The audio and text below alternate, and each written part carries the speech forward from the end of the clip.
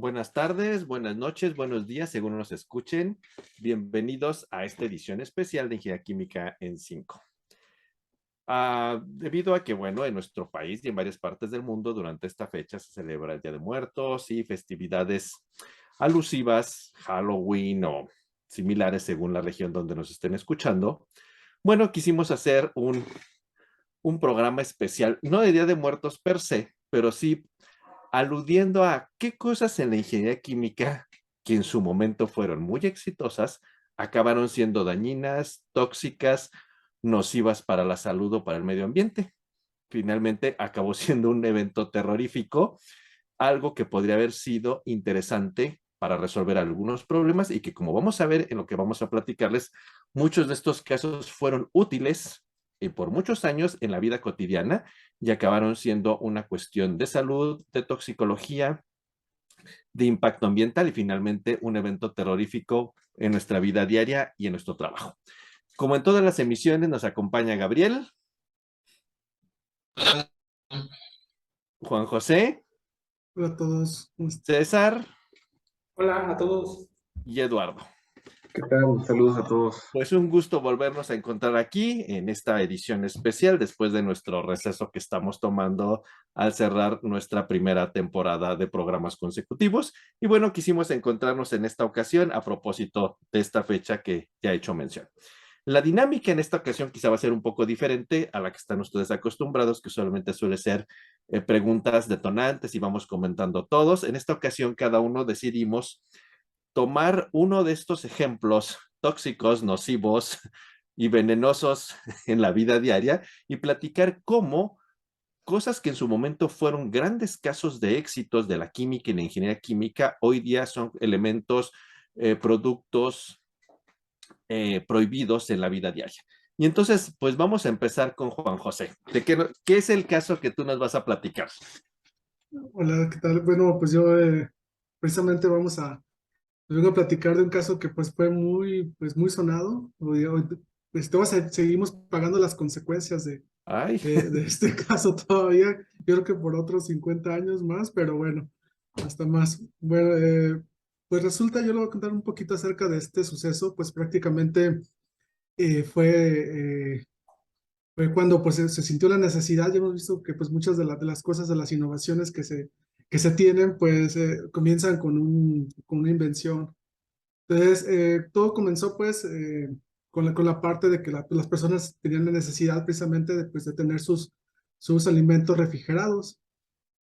Y en aquel entonces, pues lo que usaban para pues mantener en refrigeración, pues digamos, era lo puedes tener en hielo o pues lo puedes tener en una máquina como ya la conocemos como de refrigeración. Entonces, pues precisamente para hacer esa refrigeración, pues necesitaban un tipo de gas muy específico. En aquel tiempo se usaba pues gases que pues eran bastante tóxicos. Normalmente pues era un problema porque pues imagínense esto en un hogar que tuviera alguna fuga. Esto pues se volvía algo complicado, ¿no? Que o eran muy tóxicos o eran altamente flamables. Entonces los ingenieros pues de aquel entonces pues empezaron a preguntar si podían generar un gas que fuese mucho mejor que pues ese tipo de gases como tal. Y pues se toparon con unos gases que se los llamaron clorofluorocarbonos. Ese clorofluorocarbono, que más tarde pues lo patentarían precisamente, esta invención, y lo que conocemos como pues, el freón fue ese nombre comercial que se le dio en aquel entonces. Y pues fue un éxito, ¿no? Porque estos gases pues hacían su función de la parte de refrigeración y pues no tenían olor, pues no eran flamables, eran muy estables. Entonces todo funcionaba perfecto para la parte de refrigeración. Y no solamente paró ahí esta parte, sino también en las aerosoles, en los solventes, pues empezaron a usar este tipo de compuestos. Pero pues realmente nadie se percató que esto podría tener algún efecto contraproducente, ¿no? Entonces, hasta que pues más tarde, después de cierto tiempo, pues se empezó a notar este efecto, ¿no? Y precisamente por ahí un mexicano, pues precisamente Mario Molina fue uno de los primeros premio Nobel, por cierto, que pues empezó a investigar, ¿no? Curiosamente se topó con este fenómeno de estos gases que estos gases pues son muy ligeros más que el aire, entonces tienden a subir hasta la estratosfera, se acumulaban en la estratosfera y pues ahí se permanecían, ¿no? O permanecen.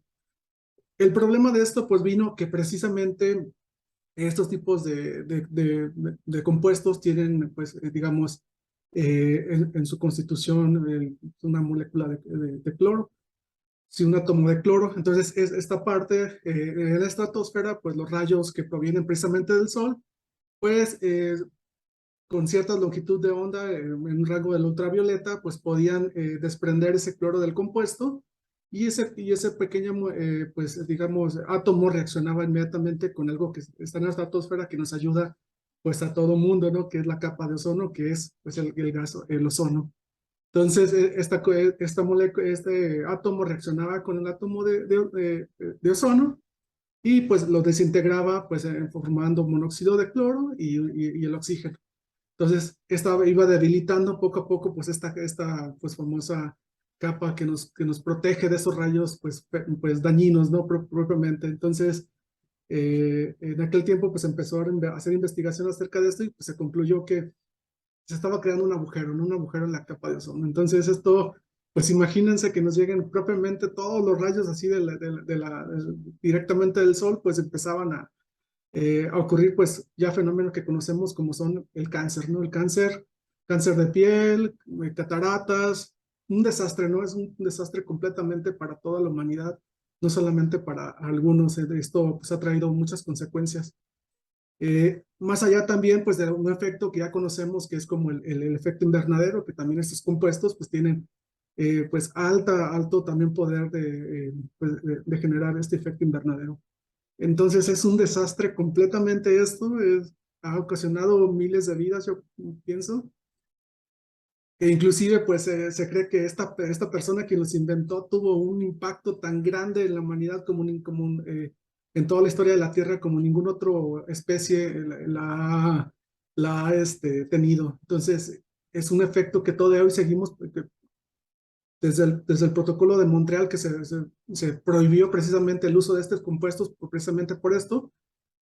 Pues ya se dejaron un poco pues del 86, imagínate, estamos en el 2020 y ya se está viendo que apenas se está recuperando ya esta capa, ¿no? Entonces seguimos todavía pagando esas consecuencias y pues sigue todavía pues teniendo consecuencias este tipo de compuestos. Entonces los CFCs, como es su nombre corto, se les conoce en el medio, han creado pues terror, por así decirlo, ¿no?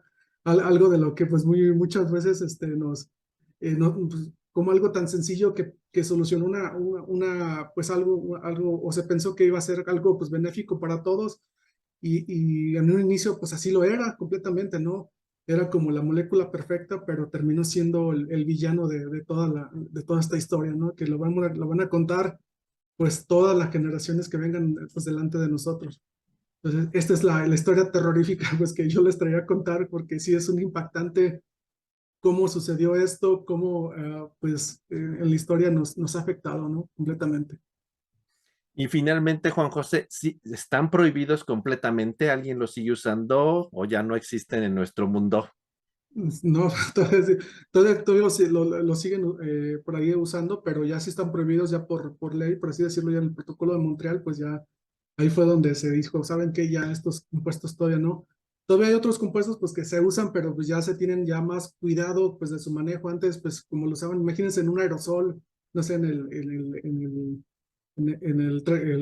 perdón, se me fue el nombre, Desodorante. el desodorante que usamos a diario, imagínense, todo el mundo lo usaba, todo el mundo pues eso generaban ¿Y esos cantidades productos enormes. cosméticos ya no los tienen?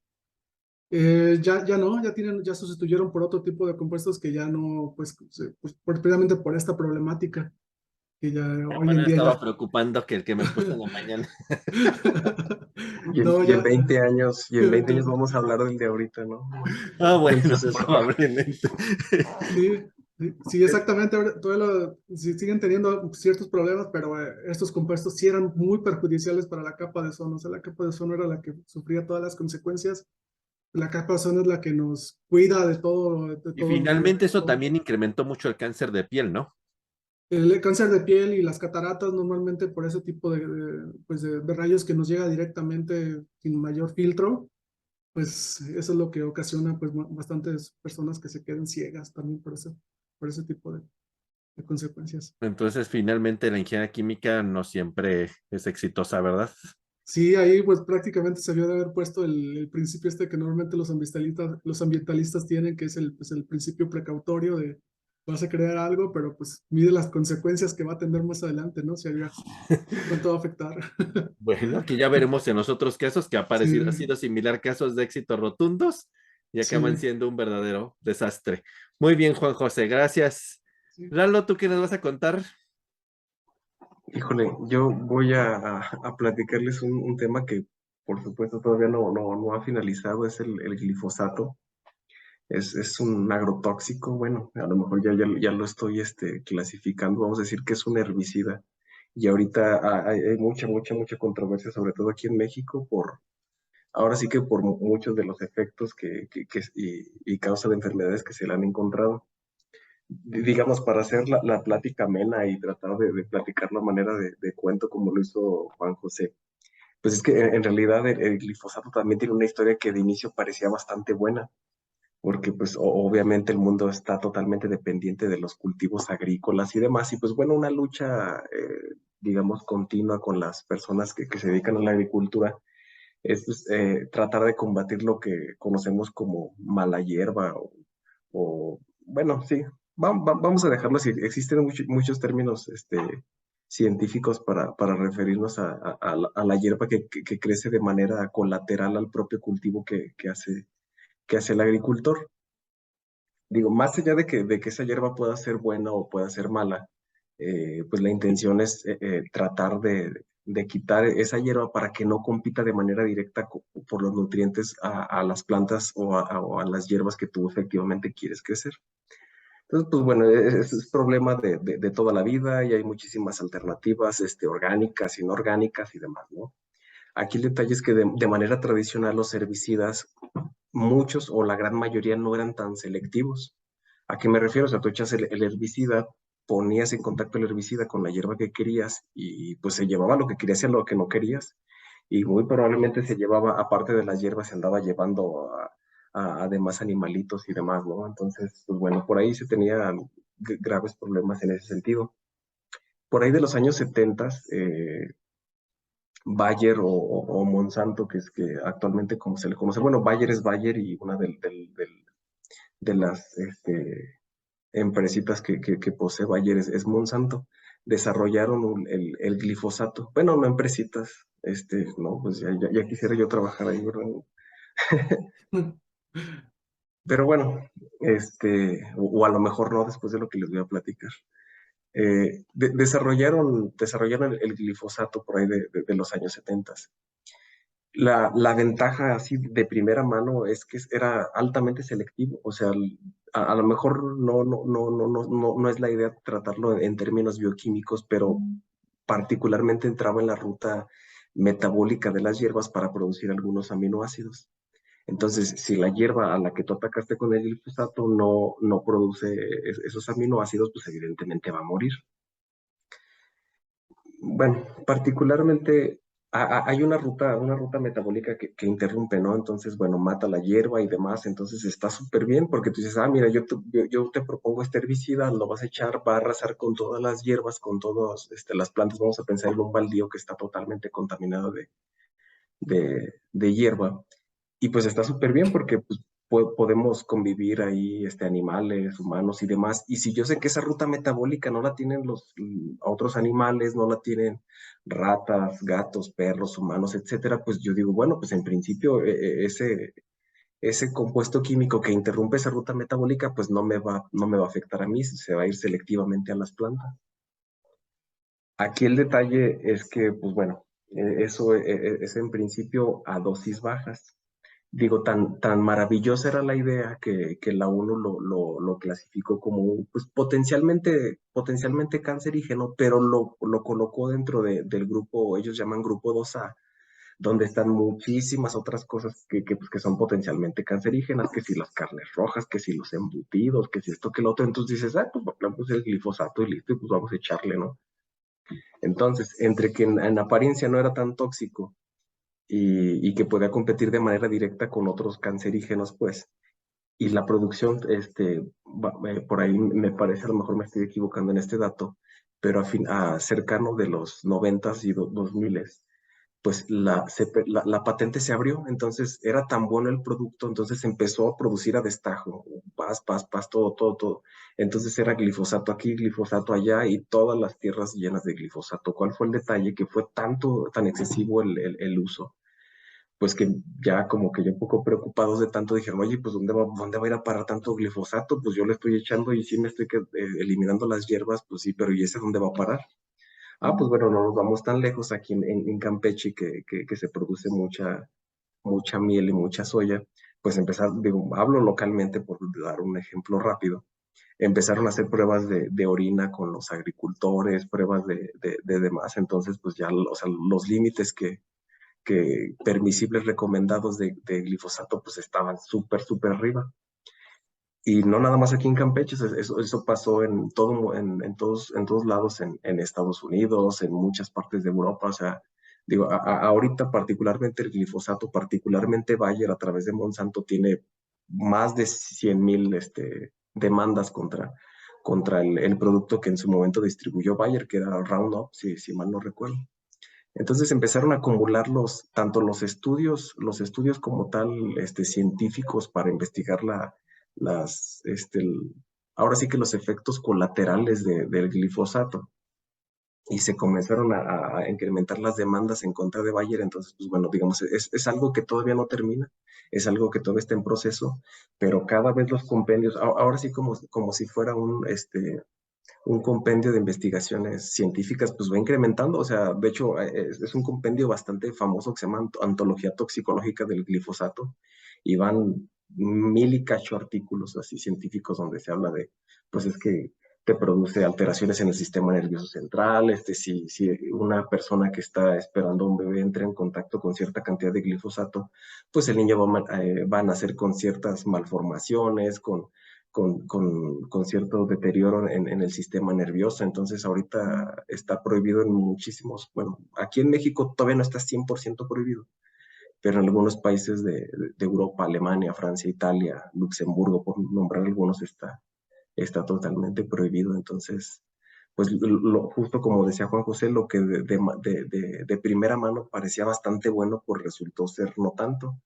porque ya en altas concentraciones, pues aparte de todos los daños en el sistema digestivo, renal, nervioso, etcétera, pues parece ser que en esas concentraciones a las que ya estamos manejando ahorita por toda la cantidad de comida que comemos, pues también te llevas a, a los hongos, a anfibios, aves, etcétera, ¿no? Por mencionar algo. Y más allá de eso, bueno, a lo mejor ya no es tan historia de terror, a lo mejor esta ya sería como historia de conspiración. Este, algo que me pareció muy interesante del glifosato era que solo interrumpía una línea, una ruta metabólica, ¿no? O sea, lo voy a decir así, del compuesto A al compuesto B, pum, ahí le corto, ¿no? Y listo. Y entonces me imagino yo el corporativo de investigación que tiene Bayer. Entonces justo ahí ellos vieron la oportunidad de desarrollar o de modificar genéticamente el microorganismo que participaba en esa ruta metabólica, y dijeron, ah, pues ¿sabes qué? Lo sustituyo, y creó justamente un vegetal, una hierba que fuera químicamente o inmunológicamente resistente al glifosato. Entonces por ahí dicen, oye, pues mira qué casualidad, o sea, Bayer me vende las semillas con estas especies que son genéticamente modificadas y no le hace absolutamente nada al glifosato. Yo lo esparzo y todas las hierbas las mata menos las que están genéticamente modificados. Entonces he hecho una controversia muy grande, sobre todo aquí en México, porque dicen es que tenemos especies milenarias de maíz y pues cómo es posible que importemos maíz genéticamente modificado y tal. Entonces, pues bueno, eh, a lo mejor no da tanto terror como el de Juan José, pero, Pero está pero más así es, terrorífico porque lo que nos estás diciendo es que nos vendieron el remedio y el trapito. así es exactamente. Y O eso es sea, más terrorífico porque eso habla de malicia, si es que así fuera.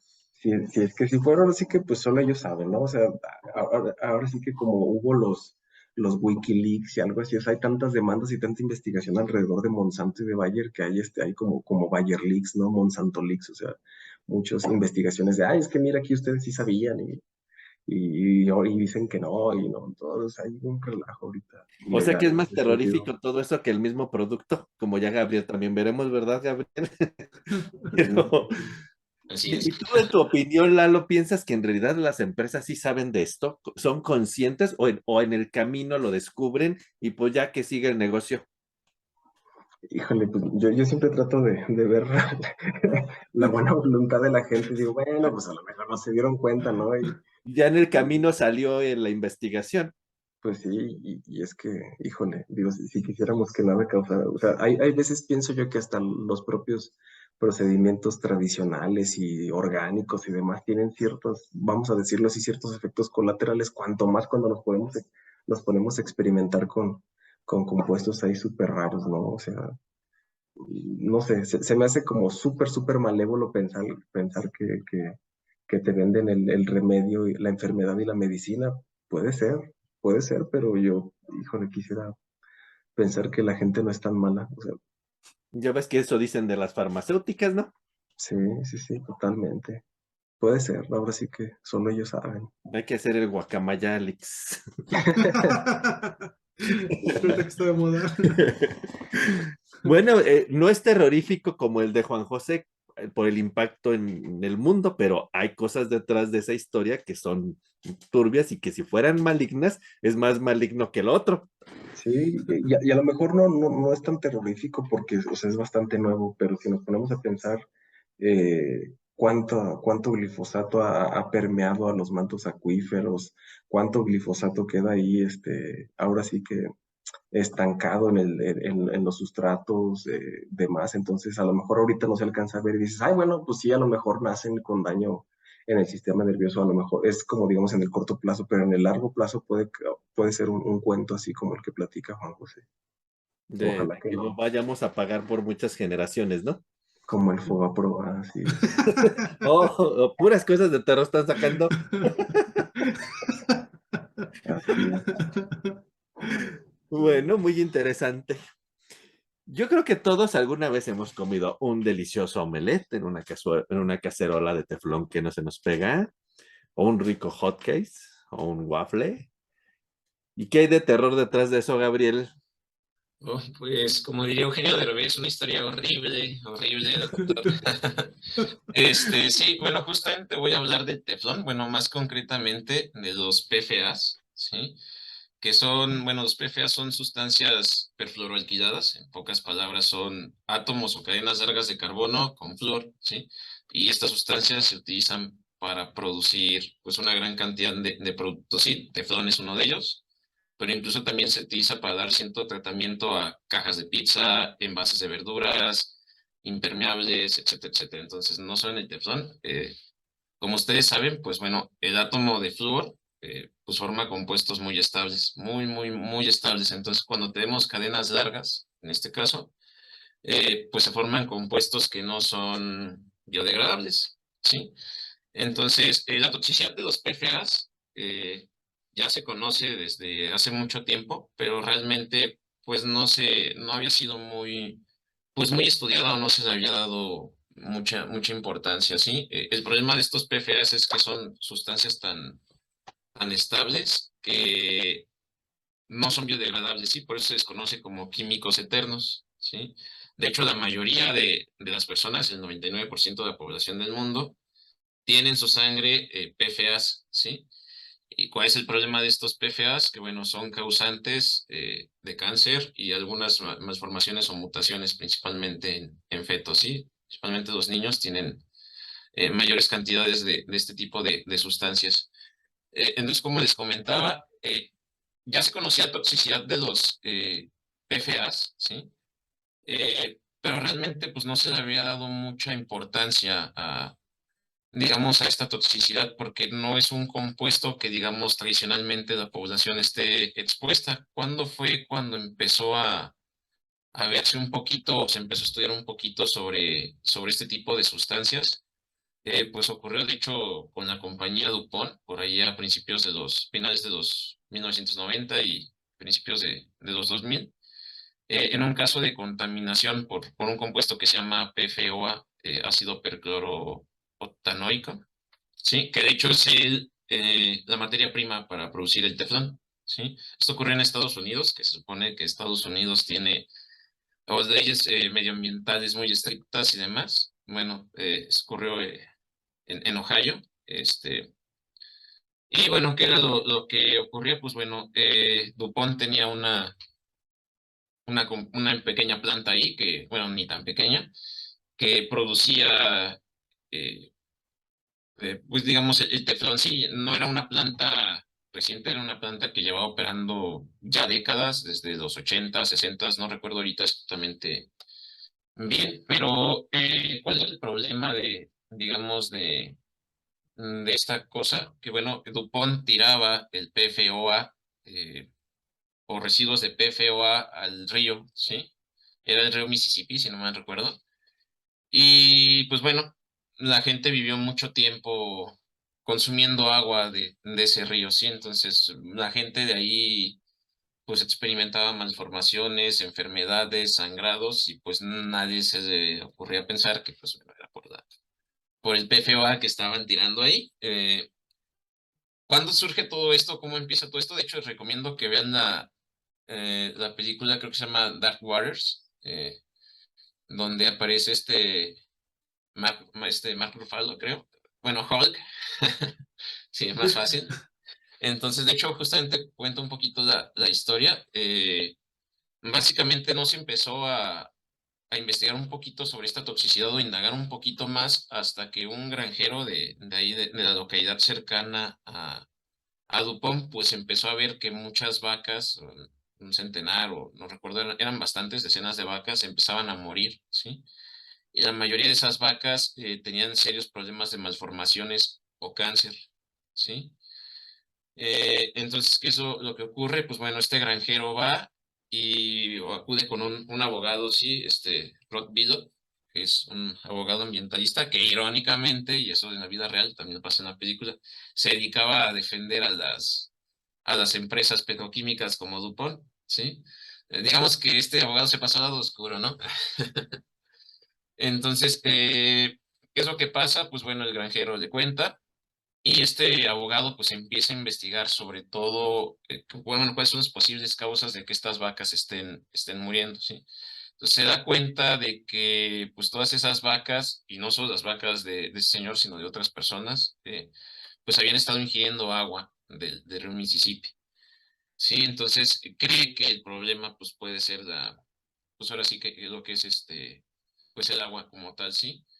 Indagando un poquito más, pues bueno, se encuentra que muchas personas a lo largo de los años de la compañía DuPont, sobre todo las personas que estaban cercanas al PFOA o que manejaban el PFOA, tendían o tenían una tendencia a generar cáncer o que su descendencia tuviera malformaciones, ¿sí? Entonces es cuando se empieza a indagar un poquito en esto, ¿sí? De hecho, se hizo un problemón a partir de esto. El granjero demanda y conforme demanda, pues otras personas de la población van incluyéndose en la demanda, ¿sí? Este caso fue pues ahora sí que tan grande que, pues ahora sí, esto llegó casi al Congreso de los Estados Unidos. Se hicieron estudios para determinar esto, ¿sí? Y bueno, al final, pues se concluyó que efectivamente el PFOA es causante de cáncer, ¿sí? Y malformaciones, ¿sí? Normalmente, pues bueno, nosotros con el teflón no deberíamos de preocuparnos porque idealmente el teflón, pues bueno, pues ese es bastante estable, de hecho se usa para prótesis y demás. ¿Cuál es el problema con el teflón y muchas otras sustancias? Por ejemplo, en el caso del teflón, pues bueno, se degrada a partir de 300 grados centígrados, ¿sí? ¿Y en qué se degrada? Pues bueno, degrada PFOA, ¿sí? De ahí que la mayoría de las personas tengamos esa sustancia en nuestra sangre, ¿sí? Y que seamos más propensos que generaciones anteriores a tener malformaciones o que nuestra descendencia tenga malformaciones o cáncer, ¿sí? ¿Cómo puedes evitar esto? Pues bueno, cocinando a menos de 300 grados, que yo la verdad dudo que eso, yo al menos no me pongo a medir la temperatura del sartén, ¿sí? Ya está calientito y ya vámonos, ya está para hacer un huevo. Entonces, pues yo creo que esta es una historia ahora sí de cómo ahora sí la avaricia puede vencer a la buena fe. Sí, el teflón se creó, bueno, de hecho no se creó, de hecho se descubrió por accidente, pero bueno, las aplicaciones fueron con la mejor intención. Aquí, ¿cuál es el problema? Que DuPont ya sabía de décadas atrás y ya tenía estudios internos, ¿sí? De que el PFOA causaba cáncer y que era un posible cancerígeno y mutágeno, ¿sí? Entonces, aquí el problema es que pues no dieron el aviso pertinente a las autoridades y siguieron tirando eso, ¿sí? Entonces, si bien la industria química pues ha traído bastantes beneficios, pues también esto nos deja entrever un poquito como el lado oscuro de pues no voy a decir de ingeniería química, sino de la industria química como tal. Sí, sí, la industria química ha traído mucho beneficio, pero también tiene sus lados o claroscuros, sí, como puede ser esta parte de los PFOs. Y bueno, de hecho, pues todavía no se han prohibido, bueno, Europa ya los empezó a prohibir como desde 2017, 2018, sí, empezar a prohibir este tipo de sustancias, lo que probablemente tal vez termine en prohibir el teflón en Europa, pero muchos países todavía siguen, bueno, en el caso aquí particular de México, pues bueno, se ha explorado poco en esta parte, sí, entonces ya algunos países, Alemania y demás, pues bueno, han estado empezando a ver alternativas a esto, sí. ¿Cuál es el problema? Pues que bueno, esto no es, como digo, de que hoy eh, estoy en contacto con el PFOA, me espero 10 años y se me quita, no, eso se me va a quedar en el cuerpo y pues bueno, así va a quedar y probablemente yo eso termine pasando a mis hijos, sobre todo las madres que lactan o demás, el PFOA se transmite mucho por la leche materna, pues bueno, terminen dándoselo a los niños. Y entonces aquí tenemos un claro problema de salud pública y que yo creo que, bueno, nos deja, como comentaba hace un momento, pues ver un poquito de lo malo también de la industria química. Y pues cierto. Y ahí, Gabriel, y el Dupont nunca notificó porque se le caía el negocio por mala voluntad o por qué fue. Básicamente para evitar multas, ¿sí? Porque el hecho de hacer eso, bueno, en el caso de Estados Unidos, pues el que se encarga de regular todo eso, pues es la EPA, la Environmental Protection Agency. Entonces, imagínense reportar A la EPA. a la EPA que estoy tirando residuos tóxicos potencialmente cancerígenos, pues no, o sea, la cantidad de multas que se iban a meter, ahora sí, como decía mi abuelo, ¿qué panadero vende pan duro? Pues ninguno. Entonces, pues no, obviamente no se iban a meter solo así un tiro ellos mismos, entonces no lo reportaron. Sí que era lo que hacían en el caso de Dupont. Las personas que estaban en contacto, que ya presentaban problemas, pues las descansaban, ¿sí? Ya después, ya que están mejorcitas, pues vamos otra vez. Pero sí es básicamente por eso, para evitar multas. De hecho, Dupont pagó multas millonarias. Al final todo el pueblo, no recuerdo ahorita el nombre del pueblo, Pittsburgh, algo así, no recuerdo. Pues bueno, resulta que todas las personas del pueblo terminaron demandando a Dupont y bueno, Dupont terminó pagando indemnizaciones como por 7.000 millones de dólares, una cosa así bien, bien exagerada. Pero era básicamente por eso, evitar multas. Yo sé que todos tenemos teflón o sus derivados en el cuerpo. Sí, de hecho hay varios estudios de la EPA, de varias organizaciones, que justamente han hecho pruebas de sangre en diferentes personas en diferentes lados del mundo y todas han salido con trazas de PFOAs, ¿sí? O PFAS, como le quieran llamar. Entonces, sí, eso es algo que la mayoría de las personas, al menos que hemos estado en contacto con teflón, con cajas de pizza o como Órale. les digo, Pues probablemente tengamos en nuestra sangre, sí, que es algo que, eh, digo, no es seguro que nos vaya a dar cáncer, pero sí aumenta nuestras probabilidades, ¿sí? Eso da hasta miedo, Gabriel, ya está. Ahora piensa en el sartén que se le cae todo el teflón, ahora sí bueno, no se va a justo lo que estaba parar. Así que ya pensando, se Juan le pega José, todo, que está como ya descarapelado. eso hay que tirarlo mejor. Yo no sé si me lo he comido o no. Sí, de hecho es Y todavía bastante. uno hace ahí el huevito y Sí, pero hay No, diversos estudios, sí, el 99% de los no sé humanos. si me eché un pedazo hasta de teflón como pensando que era huevo dorado. Igual yo, doctor, ¿para qué le digo que no? Pero sí es Ok, bastante común en los seres humanos. Pues bueno, ok, entonces esto sí es un caso de terror. sí, sí, sí, sobre todo porque yo creo que cuál es el principal problema aquí es que seguimos consumiendo el teflón. ¿sí? Y no se ve, pues ahora sí que vaya a haber algún cambio en el mercado, ¿sí? El teflón, vuelvo a repetir, es estable mientras no se calienta más de 300 grados, ¿sí? El problema es que, pues bueno, estos no se encuentran solo en el teflón, ¿sí? Sino en muchos otros productos, sí, que no necesariamente tienen que estar a esa temperatura para degradarse. Entonces, pues bueno, eso es un poquito. Nos dejaste así, estupefactos. Si vean la película de Deep Waters, está... Yo ya la vi, pero Waters. ya hasta se me había olvidado, Gabriel. Yo pensé que estabas Y no hablando podía de... seguir comiendo mis huevitos y Sí, mis sí, hot sí. cakes. Yo me quedé sorprendido. La verdad era una historia que yo desconocía hasta que vi la película y ya después empecé a indagar y dije, oh my God, todo es cierto. Es cierto, Yo, sí. yo pensé que estabas hablando de la película de V de Venganza. Más parece, pero no. Otro caso de éxito que acabó siendo dañino y maligno, ¿verdad, Gabriel? Así es. Y bueno, ahora César nos va a contar otro caso. Yo les contaba antes de que empezáramos el programa, cuando yo era niño, que soy mucho más viejo que todos ustedes, y los niños en la primaria se empiojaban.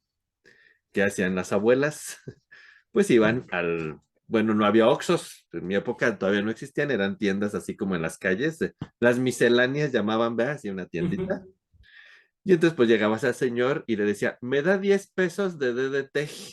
Y llevabas tu frasco y ya te vendían y hasta una bombita. Y bueno, pues si un niño se empiojaba, era muy probable que el remedio efectivo y eficiente era ponerle DDT en la cabeza, una bolsa de plástico y lo sentaban al sol un ratito. Y ya no lo bañaban y el niño quedaba desinfectado, pero a fondo, ¿verdad, César? Así es, justamente me toca hablar de un tema que a mi parecer también es terrorífico, pero al final ustedes me dicen. Justamente como lo mencionó el famoso DDT o diclorofenil tricloroetano, que pasó de ser el producto que decíamos que era el milagroso al despertar de lo que conocemos como el ecologismo moderno. De alguna manera, digo, para planteárselos, se decía que era tan seguro que hasta se podía comer. Hay un documental por ahí de 1946 que está en varias, bueno, específicamente un entomólogo que está en Kenia, que en ese entonces era una colonia británica, que les quería mostrar a los africanos que era tan seguro el producto que se sentaba con su tazón de avena, le rociaba DDT encima y para adentro se lo metía. Pero pues tal era pues la incertidumbre que tenían las personas africanas, que pues ellos sí dijeron, no, pues hay algo ahí con esto, que desconfiaron como tal. Pero vamos a regresarnos un poquito a la historia de esto. Por ahí de 1874, un personaje de origen de Viena, de alguna manera, que se llamaba Ottmar Ziegler, empieza a hacer algunos ensayos, algunas reacciones en el laboratorio. También era estudiante de doctorado, entonces empieza a hacer muchos ensayos y empieza a hacer en su libretita varios apuntes. Entonces deja por ahí lo que se conoce como el DDT o este difenil tricloroetano en su libretita anotado. Pero pues lo deja ahí como que pues dentro de sus varias reacciones de tesis doctoral, como que algo que potencialmente podía tener algún uso, pero no lo utilizan como tal. No es hasta 1930 que un suizo llamado Paul Hermann Müller, el cual fue encomendado por su jefa, de alguna manera, que era la química JR, si no me equivoco, se llamaba Keiki, que le dice, ¿sabes qué? Tenemos que desarrollar un producto, un insecticida que sea capaz de proteger a la lana al ataque de las polillas.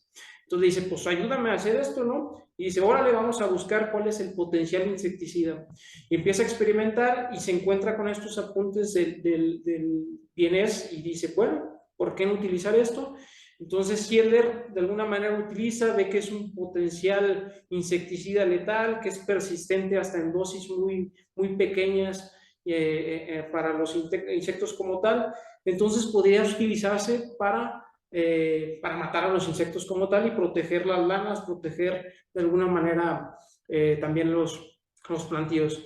Entonces, por ahí de 1940, pues ya se patenta y llega unos años después a Estados Unidos porque pues era un producto milagroso y empieza a fabricarse indiscriminadamente, ¿no? Hubo un despliegue muy amplio para su fabricación. ¿Por qué? Porque hay que recordar que en estos tiempos pues, se desarrolla la Segunda Guerra Mundial y se utilizaba como, de alguna manera, como una protección de las tropas aliadas para la malaria. Hay que recordar que la malaria pues, se transmite por los mosquitos, ¿no? Entonces rociaban las tiendas y tenían ahí todo el DDT que podían utilizar para matar a los mosquitos y que no, pues, no se les murieran antes de llegar a la batalla, ¿no? De alguna manera. Básicamente pues fue un producto exitoso, pero pues no paró ahí, ¿no? ¿Verdad? De alguna manera fue una expansión meteórica, de alguna manera, si le podemos decir. Se utilizó tanto como pesticida, como un producto pues, agrícola de alguna manera, y como bien lo mencionaste ahorita, Gabriel, hasta muchas veces hasta para matar los piojos de alguna manera, ¿no? De hecho, se tenía la creencia que que la poliomielitis, esta enfermedad, era transmitida por algunos insectos, entonces también se utilizaba el DDT pulverizado por las calles así, por los camiones pasaban y lo pulverizaban y lo rociaban para cuando hubo muchos casos de poliomielitis, ¿no? Entonces, en sus bocadillos, tranquilamente los niños se comían el DDT así entre bocadillo y bocadillo, porque pues se formaba una niebla, ¿no? De este insecticida como tal que es esparcido por los vehículos. Pero pues de alguna manera se planteaba en ese entonces que era no el apocalipsis para nosotros, ¿verdad? Se planteaba que era el apocalipsis para los insectos, todo era muy bonito hasta ese entonces. ¿Por qué? Porque era un producto con cierto carácter hidrofóbico, de alguna manera se quedaba o se transmitían se quedaban las terminaciones de las patas de los insectos como tal, que eran repelentes al agua, estas se absorbían, paralizaban a los insectos y pues se morían. Entonces hasta el momento todo parecía miel sobre hojuelas. Pero ¿qué pasó? Pues se fabricaron millones y millones y de alguna manera hasta potenció un premio Nobel al famoso Müller que les platicé hace ratito, que ahí en 1948 le entregaron su premio Nobel, pero pues no todo era miel sobre hojuelas como les dije. Por ahí se empiezan a dar los primeros indicios de que tenía potencialmente problemas el DDT. Por ahí de 1945, todos conocemos a la revista Time, que años antes decía, pues el DDT era lo mejor de lo mejor, pues ahí de 1945 dijo, ay, caray, no, es un arma de doble filo porque pues como que puede ser que al mismo tiempo que ayuda nos puede estar perjudicando. Entonces, pues ya de alguna manera ya despertó una cierta hormiguita y hay un personaje, una bióloga muy famosa de nombre Rachel Carson, que pues realmente empieza una cruzada medioambiental muy fuerte con esto, en donde en 1962 había alcanzado un éxito y de alguna manera sacó una obra muy importante que era de alguna manera que aludía más que nada pues a que ciertas especies de aves ya no se podían reproducir por toda el DDT o el insecticida que se había esparcido. Pues de alguna manera no eran capaces de reproducirse, los huevos que tenían estaban mal logrados, entonces como que era el primer gran síntoma de que el DDT no era tan milagroso, ¿verdad? Sino que tenía sus grandes problemas como tal. Entonces esta obra que se me fue el nombre ahorita, ya lo recordé, se llamaba como título de terror, de obra de terror, en la primavera silenciosa. Primavera silenciosa. Exactamente, entonces de alguna manera pues describe de una manera muy sombría, ¿no? Y vaticina de alguna manera que hay varios perjuicios medioambientales con el uso masivo del DDT como tal. Entonces, pues abre un debate, ¿no? Saca ciertas publicaciones y abre un debate de decir, bueno, pues tiene muchos problemas el uso masivo del DDT y empieza a tener opositores, ¿no? Porque pues como lo platicaron en su momento Gabo y en su momento Eduardo con Monsanto, pues las grandes empresas por detrás dicen, pues yo quiero seguir produciendo, entonces esto sigue siendo un milagro, ¿no? Y pues empieza a tener detractores, pero por el otro lado también gente pues, empieza a estudiar y dice, no, pues sí tenemos de alguna manera problemas con esto, hasta el grado que en 1970, pues a raíz de esto se crea lo que se conoce como la Agencia de Protección Medioambiental, de la que hace ratito nos habló Gabriel también, a raíz de todo esto que se origina, ¿no? Gracias al trabajo de Carson al exhibir o al de alguna manera prohibir el uso masivo del DDT como tal. Entonces, pues no llega hasta ahí, ¿no? Los efectos hasta ahí se ven, pero se empieza a ver efectos nocivos hasta este siglo como tal, se empezaron a ver que pues el DDT es un disruptor endocrino, perdón, o sea que es probablemente cancerígeno para humanos. No nada más se para con que no, las especies no se pueden reproducir, sino que potencialmente también los humanos podemos tener cáncer a raíz de esto. Se les relaciona, por ejemplo, con trastornos de autismo también. Para hace ratito que nos contabas que nos iban a comprar y que nos rociaban ahí para matar ahí los piojos como tal, pues también puede ser que muchas personas se relacionan con trastornos del autismo por todo ese uso indiscriminado que le dimos, hasta con aumento de obesidad, para no hacerles tan largo el cuento como tal. Las mujeres, por ejemplo, pues problemas ¿cómo se llama?, de reproducción, de alguna manera no podrían tener o presentar problemas de fertilidad como tal. Pero pues hasta ahí podemos decir que del 2000 al 2014 el DDT pues, se redujo su producción, pero en un torno del 30%, no era como que desapareció del mapa como tal. Por ahí, hasta la fecha, si no mal recuerdo todavía, por ejemplo, la Organización Mundial de la Salud la sigue recomendando, por ejemplo, para el uso contra países que tienen problema de malaria, por ejemplo, ciertas regiones de Sudáfrica. Entonces, como es un producto que puede ser hasta barato y es fácil, es asequible de alguna manera, entonces le dan ciertas alternativas para matar mosquitos, pero hay que recordar, como se los cuento, pues que es un problema que realmente es potencialmente terrorífico, así como lo cuentan ustedes. Y ahí va el por qué, porque justamente hace poco, pues de alguna manera se vio que pues este DDT está calificado, o lo calificaron hace poco como un contaminante orgánico persistente. ¿Qué quiere decir? Que tiene una vida media a lo largo de un entorno de 500 años por ahí, ¿no?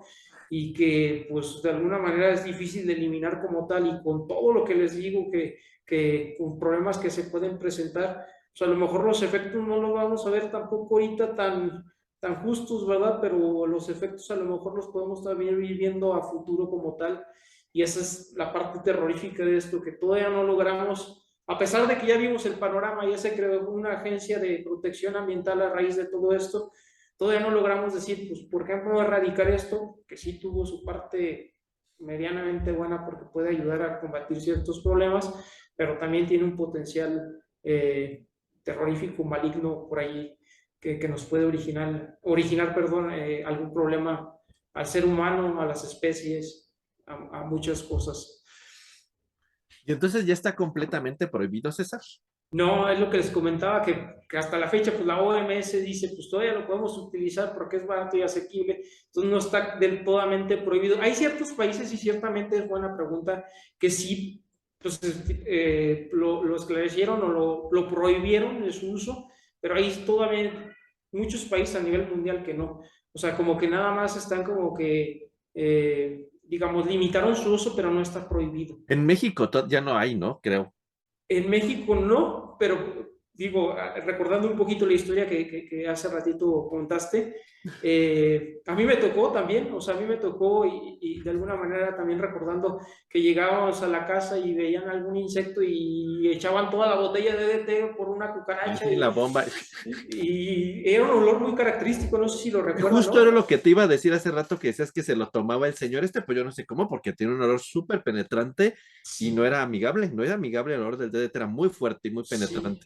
Sí, entonces sí, terminas todo rociado y todo así como que espantado, pero justamente sí me tocó a mí también vivir la experiencia del DDT. Sí, lo típico que decían, ay, hay zancudos, déjame poner DDT y cierra la puerta de tu cuarto y al ratito te metes. Sí, todo pacheco, ¿verdad? Después del rato como que ya... O sea, le echaban DDT, cerraban la puerta de los cuartos y ya al ratito ya pueden, o sea, ábranle para que se aire, pero un olor súper, no podría definirlo, pero sí puedo decir, es olor de DDT. Exactamente. Y no era padre, no era un olor padre.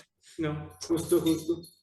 No era un olor padre. Yo creo que, no, sí, yo ya no lo he visto, pero yo recuerdo que era algo común, una botella, hasta el comercial, una botella decía Bayer, de DDT, una botella color ámbar la recuerdo perfectamente en la versión de esas tiendas misceláneas que llegabas, me da 10 pesos y te echaban en un pomo así, sacaban esa botella así de Bayer, como unas garrafas ámbar, recuerdo perfectamente. Sí, justo. Y ya sí, y si la bomba se descomponía, ibas y comprabas una bomba, así, bomba del DDT. Era una cosa doméstica ordinaria. Sí, justamente. Sí, Tu para bomba que del DDT. interiores y exteriores se usaba indiscriminadamente, No, incluso. mataba todo, Sí, todo, todo. ciertamente. Entonces es otra cosa también terrorífica. ¿Es persistente en el organismo, no sabes hacer o no? ¿O nomás nos mata? Justamente lo que les digo, que la vida media pues está a un promedio de 500 años, o sea, O sea que si te sí traigo persiste. DDT después de que me despiojaron, Seguramente todavía traemos, yo también lo de traer en el organismo, de alguna manera. residuos de infancia. Sí, A lo mejor por eso no Pues me acuerdo otro de mi caso de infancia. mucho éxito, pero también de terrorífico, ¿no? sí. Sí, uy, Bueno, qué miedo. finalmente ya les voy a platicar del último caso. En los años 40 en los Estados Unidos, a los anuncios de cuando a las parejas recién casadas de compre su casa, etcétera, entonces empezaron a aparecer unos anuncios de compre su casa térmicamente, en tiempos de frío usted estará cálido y en tiempos de calor usted estará fresco, no va a tener ruidos, con unos techos muy estables, insonorizada su casa y entonces y además resistente al fuego, ¿sí? Entonces, bueno, pues entonces empezaron a vender pues estas nuevas casas y residencias, pues con esas nuevas virtudes. Además decían, bueno, este nuevo material es resistente a los químicos, es resistente a la abrasión. Y entonces, pues era una cosa como que estable a todo, ¿no? O sea, tenía todas las virtudes, era estable térmicamente, químicamente, mecánicamente, e insonorizaba, y aparte era como, tenía ciertas propiedades, digamos, de transferencia de calor, que cuando hacía calor, templaba y cuando hacía frío estaba cálido, ¿no? ¿Y qué era este maravilloso producto? El asbesto. Y entonces el asbesto fue una cosa que todos conocimos, bueno, no sé si ustedes llegaron a conocer, yo sí llegué a conocer, de hecho, usualmente yo lo llegué a ver en mi casa, en el techo del lavadero, así donde uno lavaba, ponían un techito y era de asbesto. Y en el tinaco de mi casa lo llegué a conocer, el asbesto, ¿sí? Pero era muy fácil ver techos, eran unas placas así como corrugadas, así como onduladas, y de hecho, yo creo que todavía no debe, yo creo que hace como unos 20 años, yo creo que te voy a quitar el último techo de asbesto que yo logré ver en mi casa, en el techito de la zona de lavado. Pero ¿cuál era el problema que tenía esto? Bueno, pues tenía un montonal de virtudes y propiedades. De hecho, el Departamento de Bomberos en los Estados Unidos usó este nuevo material porque era térmicamente estable e hizo trajes de asbesto. Y como aislante era fabuloso también el asbesto. De hecho, todavía por ahí, yo creo que yo llegué a ver hasta en el laboratorio de ingeniería química y en Guanajuato, había unas tuberías todavía que tenían ahí como unos bolas de Todavía asbesto, están, no, creo. no, no fibra de vidrio, de asbesto. Y no sé si todavía existan, pero Las, yo recuerdo, todavía existen o la estoy alucinando. sí, no, para las prácticas de transferencia de calor. Todavía Sí. están, ¿no? Unos cambiadores, Sí. no me acuerdo qué. Yo recuerdo que están ahí aislante y todavía y no, no estoy hablando de fibra de vidrio, hay asbesto. Y entonces, pues tenía un montón de propiedades y de hecho les digo, hasta el Departamento de Bomberos de Estados Unidos adquirió sus trajes de asbesto porque eran térmicamente estables, ¿no? Y químicamente estables y no tenían abrasión, o sea, eran una maravilla el asbesto. ¿Qué es el asbesto? Son silicatos hidratados. El problema es que en la forma de la constitución cristalina que tienen, son como unos pequeños, pueden ser en forma de serpentinas, hagan de cuenta así como de espiralitos, o en forma de hilos, que están perfectamente, pues digamos, pegados todos de algún modo, pero el problema es que cuando pasa el tiempo, pues aunque dicen que son resistentes mecánicamente, tienen la abrasión natural del aire y poco a poco esos hilitos o esas pequeñas serpentinas se van desprendiendo y obviamente con el paso de los años, como se usaban como techos o como cosas de resistencia, se desquebrajaban, ¿no? Pero en realidad pues no pasaba mayor cosa, pues la gente los retiraba las piezas o decían, ay, pues ya como que se está desgastando el asbesto y seguía ahí, ¿no? El problema de estos pequeños hilitos de esas fibras de silicatos, pues son de tamaños nanométricos, ¿no? Y entonces, ¿qué empezó a ocurrir con el paso de los años? Igual que todas las historias terroríficas que ustedes han contado, mucha de la gente que empezó a tener en sus construcciones muchísimos techos de asbesto, tinacos y muchas tarjas para recibir agua y muchas cosas, empezaron a tener problemas pulmonares.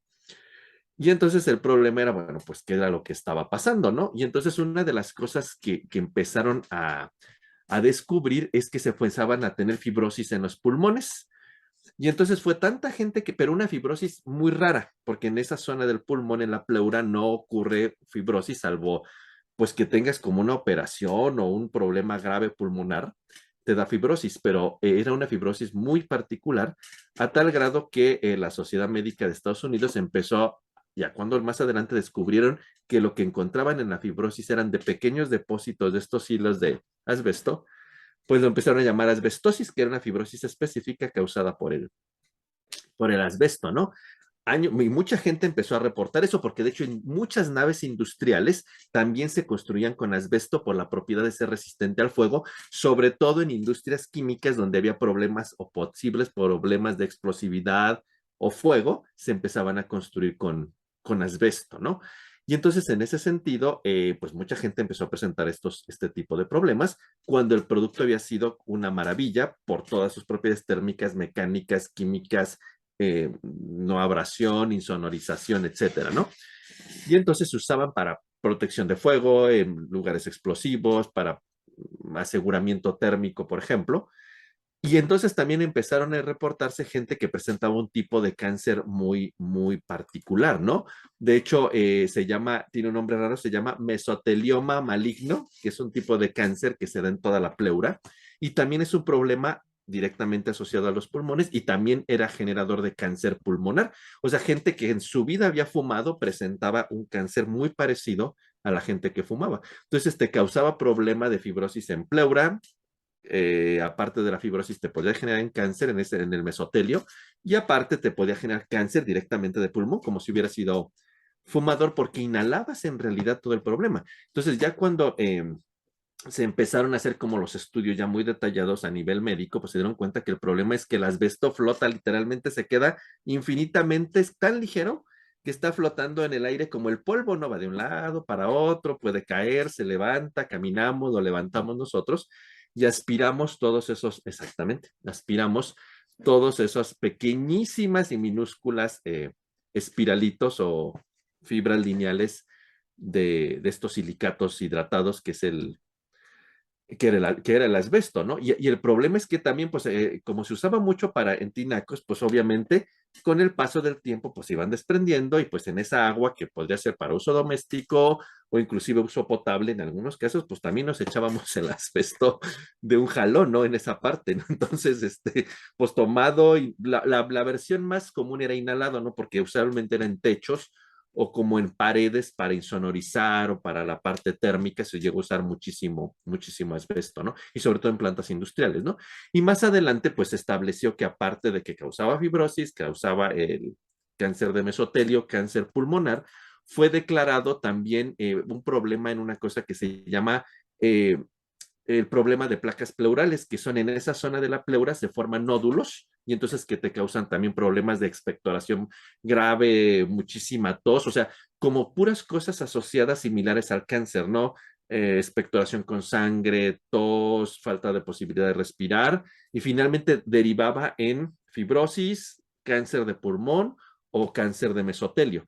Y desde los años 90 también se estableció que podría ser un agente que podría causar cáncer de estómago, intestino, riñón y ovarios, que es lo que más se ha establecido. Y del Departamento ya de Salud de los Estados Unidos finalmente lo puso en los años 90 en la lista de los cancerígenos y pues literalmente pues está en desuso.